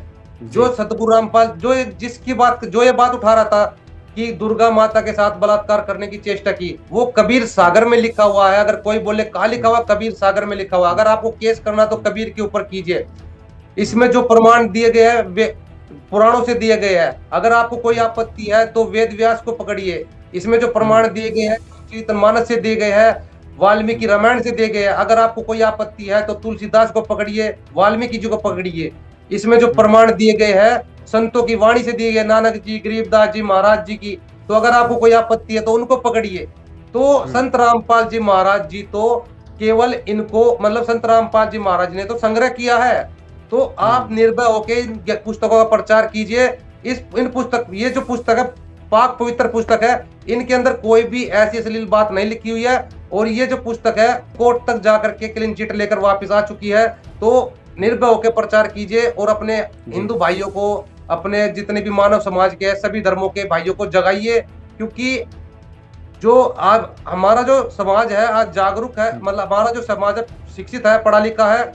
आज तक हमारे पूर्वजों को सच्चाई से दूर रखा गया, कोसों दूर रखा गया।